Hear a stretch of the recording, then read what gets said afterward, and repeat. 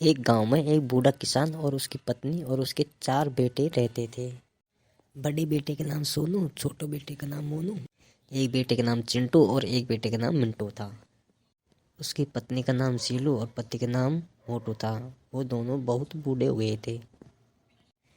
एक दिन उसके पिताजी की तबीयत ज़्यादा बिगड़ गई थी। उन्होंने अपने 4 बेटों को बुलवाया और उनसे बोला, अरे सोनू बेटा, अपने भाइयों को समझाना और पढ़ाना लिखाना मेरे मरने के बाद।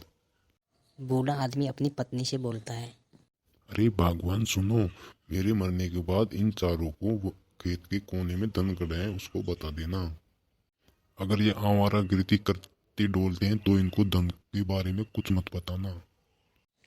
उसकी पत्नी बोलती है, अगर ये मेरी बात मानेंगे तो मैं इनको धन के बारे में बता दूंगी। और उनका पिताजी मर जाता है। उनकी पत्नी आगे आई और बोली, तुम चारों भाई क्या करना चाहते हो? माँ, हम चारों पढ़ना चाहते हैं लेकिन हमारे पास पैसे तो है ही नहीं पढ़ने के लिए। हम फीस कहाँ से भरेंगे माँ? अपने खेत के एक कोने में धन गाड़ा है, उसको चारों बेटे जाओ और उसको खोद के लेके आओ। वो चारों भाई खेत में खोदने के लिए चले जाते हैं। वो चारों बेटे ने पूरा खेत खोद दिया, लेकिन उनको धन कहीं भी नहीं मिला। वो वापस आ गए और अपनी माँ से बोले, माँ, पिताजी मरते मरते हमसे झूठ बोल गए।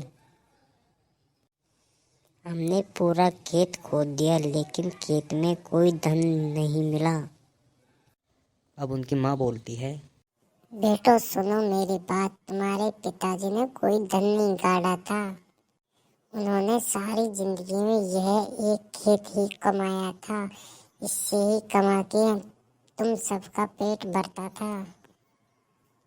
अब तुम जिस खेत को खोद के आए हो उसमें बीज बो के आओ और कुछ दिन में फसल तैयार हो जाएगी। उसको काट के तुम मंडी में बेच देना और तुम्हारे पास पैसे आ जाएंगे।